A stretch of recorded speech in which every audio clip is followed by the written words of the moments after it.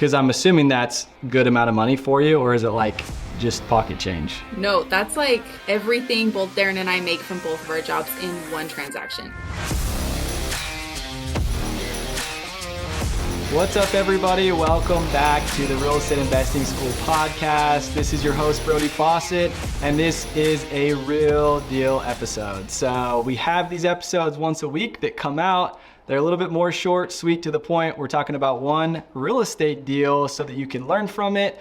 And today's gonna be pretty cool because I feel like it's just gonna be real and raw from a standpoint of someone who has recently got more into real estate and just kind of like the real raw journey of that. And we're going to talk about a deal that they are doing. And it's not just an average deal, it's an above average deal, I feel like. And so it's going to be a fun one, and just the power of one deal and what that can actually do.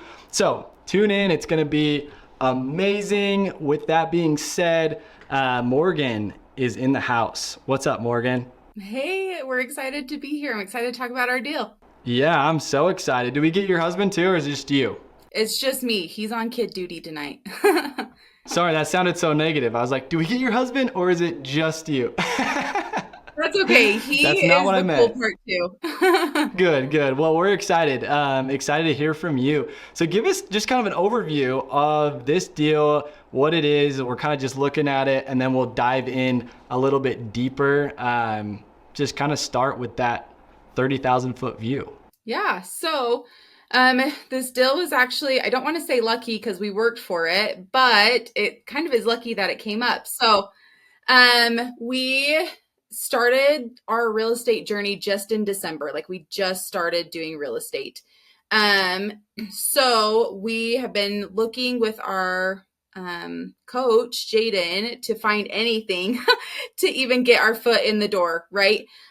We actually looked at this house clear back in February, and it was listed for way more than what we were interested in. But we just kept trying to put offers in on other things. It didn't work. And then this house, so to kind of give you some context of it, it's a 4-bedroom, 2-bath house here in Carbon County, Utah. So we just followed it on Zillow and just liked it, and it would just send us updates every so often. And it came up that the house actually went into short sale. We had our real estate agent keeping an eye on it too. So that's kind of how we found it. Just kind of waited until it fit. And then we worked with our real estate agent. We tried a whole lot of different avenues on how to fund this.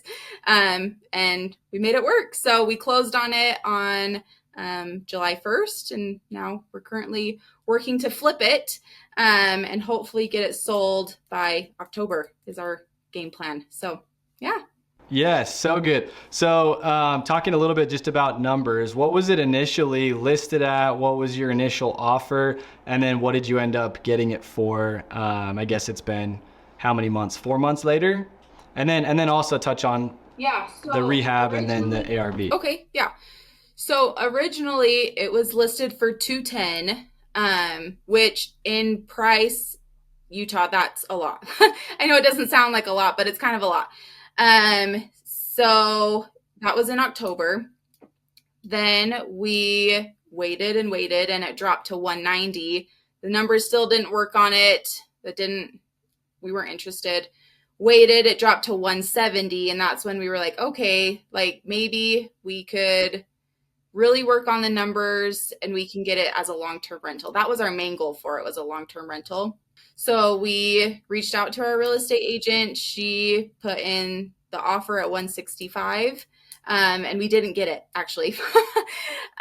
So we waited, and then it dropped to 165, actually. We put in another offer at 165, and our offer got accepted. So we got it at 165, started at 210. Then we did an inspection on it. We noticed that there's a lot of work on it. So we put in a counter offer after our offer had already been accepted. And it was accepted at 159. Since it's a short sale, that's the lowest that they could go on the property. So 159 is kind of where we were stuck. Love it. And I want to get into the rehab and what you guys think it's going to be worth when you go to sell it, because I think that's the plan, right? Is you're going to flip it and sell it.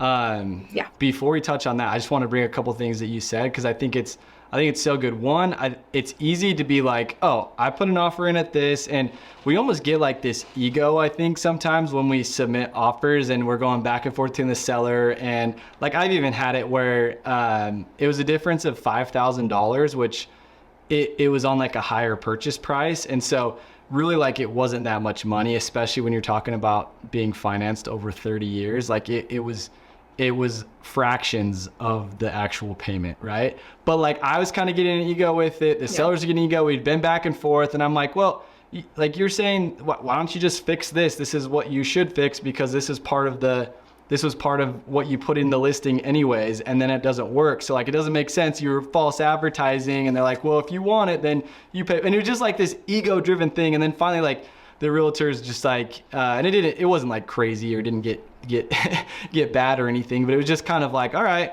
I'm cool to walk away. And they're like, all right, you walk away. And the realtor's like, you guys, it's $5,000. Like just be the bigger man and just do it. And so that's what ended up happening. And so grateful that, I was able to see past that ego. But aside from that, I think it happens a lot. And so it's cool that, one, you guys are able to be like, okay, we already submitted this same offer. And instead of looking at it like, why didn't you just reach back out to us? Because we already said we would pay that much for it. But instead you just lowered it. And then now you went forth with it. And so I think that I had the conversation today just in general where it's easy to feel like, oh, if the realtor wants to sell it to me, then they'll do their job. Or if the seller wants to sell it, then they'll do their job because they're lowering it and they want to sell it to me. When it was just kind of a conversation of, at the end of the day, like, yeah, they probably should have done that if they're going to be a good seller or they really want to get rid of the property. But also, if you don't do your job and go above and beyond and making sure that transaction happens, then at the end of the day, it hurts you because you don't get the deal done. And so I just wanted to point that out because I think it's cool that you guys are like, oh, we kept an eye on it, like we didn't give up on it, and we came back and ended up getting it even though they lowered it for that same amount. So tell us what the plan is. You're going to rehab it. What's the budget for that? And then ultimately, what's the plan to sell it? Yeah, so the rehab we're thinking is about $20,000. And then, so keeping numbers in mind, we actually had someone finance for us the down payment and the rehab stuff. Okay. So $20,000 for the rehab. And then this is the exciting part. This is the fun part. The ARV for the home is at minimum 280, at maximum 350. So like almost $100,000 in profit once we take out all of our loans that we have to repay. So yeah, that's extremely exciting. For you guys, is it like, I want to go through like the mindset process of it, of just, because you said you're brand new to real estate, right? Or like you're just kind of getting into it. You're working really hard. You submitted different offers. You're hustling, especially after talking, to your coach as well. He's like, yeah, like these guys are dialed. They book all their calls. They show up. They're prepared. They're actually putting in the work and not giving up. And so it's cool to see such a big win. But like, what has that been like on your guys' end of? Because I'm assuming that's good amount of money for you, or is it like just pocket change? No, that's like everything both Darren and I make from both of our jobs in one transaction. Amazing. That makes me so happy. Yeah. So, I guess, how does that feel? It's crazy. It's crazy to think that something that we found on Instagram, right? Because we found the real estate investing school on Instagram. We thought, hey, we might as well try something. And here we are 6 months later, and we have a house that can support our W-2 salary, yearly salary in one transaction. Like, it's huge. It's crazy. But like you're saying, and what Jaden has said too, it's taken a lot of work to get here. It didn't just come overnight. It wasn't just something that magically happened for us. Like, we definitely had to work for it, which I think is a good thing because we've learned a lot about it too, about the real estate process. So it's been awesome. stressful, but awesome. Yeah, absolutely. Well, I think it's good to have a little bit of that, stress in a good amount of dose. That way it forces you to kind of like, all right, I'm a little uncomfortable. I want to do something about it.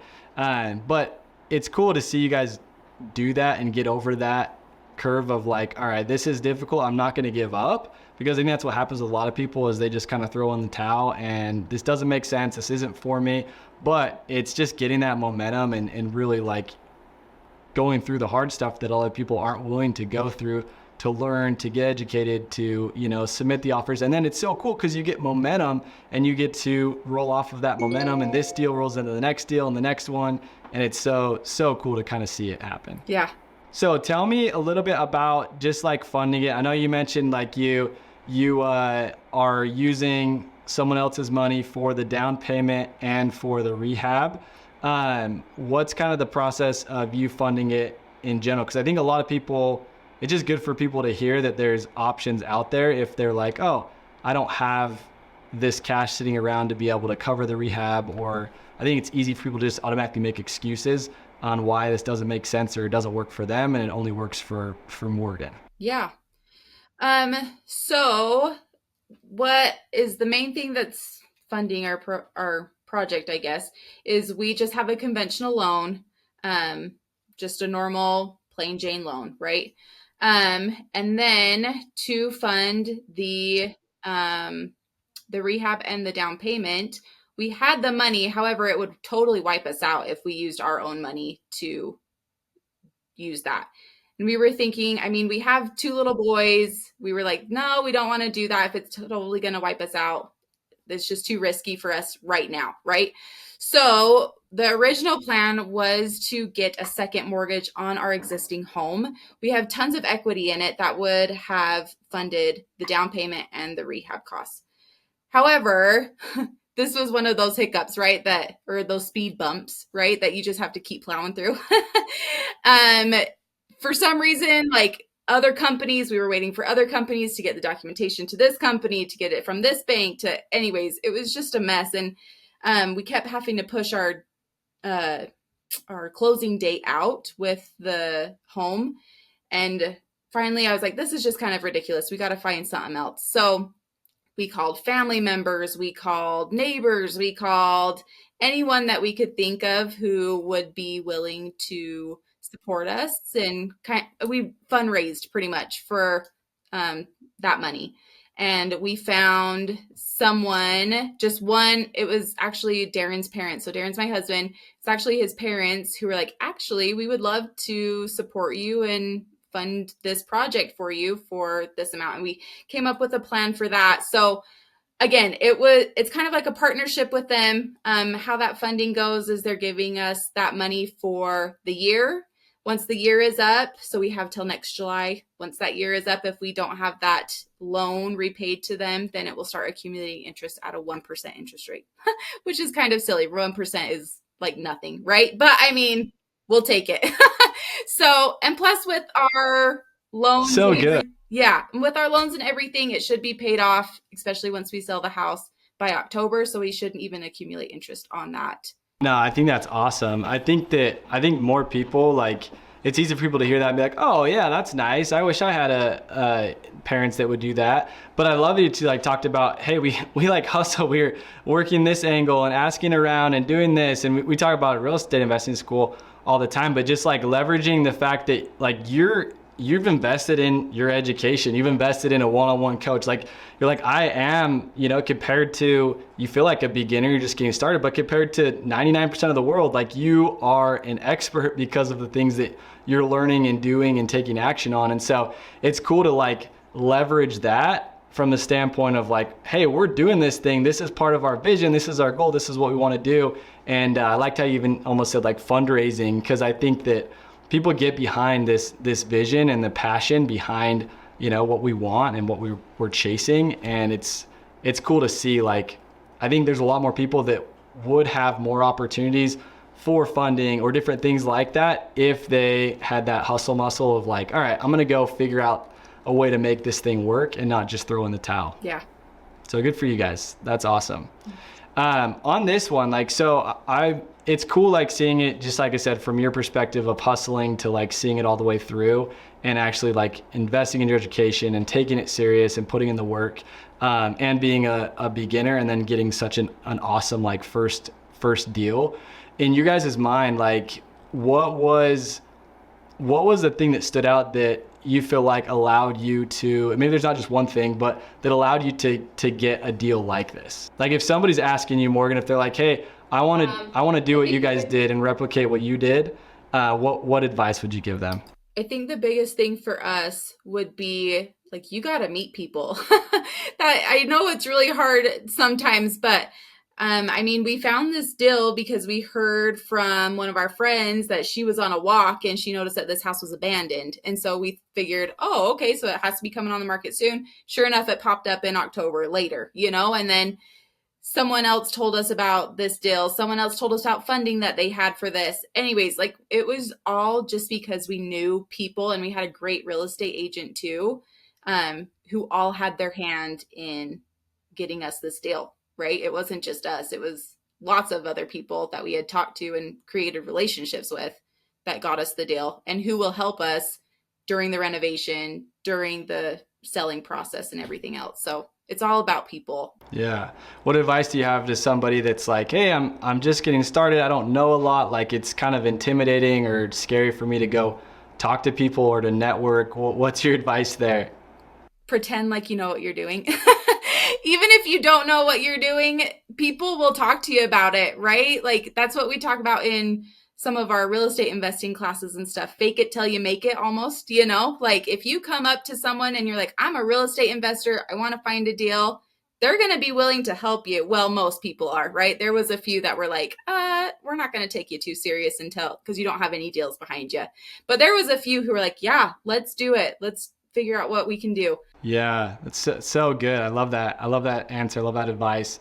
I think that if we were to do a study, and this isn't just real estate investors, but really any successful people across any category, any platform. But if we're talking just real estate investors, I would venture to say that the ones that are naturally just more confident tend to do better. Like it's an overall trait of successful investors, and doesn't mean you have to have all of the answers or you have to lie and fake that you know every single thing. It's not about that either, right? And I like the combination, like humble swagger. Like you got to have this humble swagger of like, hey, I have humility, I'm willing to learn, but like also like I got this swagger of I know why I'm here, I know what I want out of life, out of real estate, and I'm gonna go make it happen, even though I don't have all the answers. So like, let's roll. We'll figure it out at some point.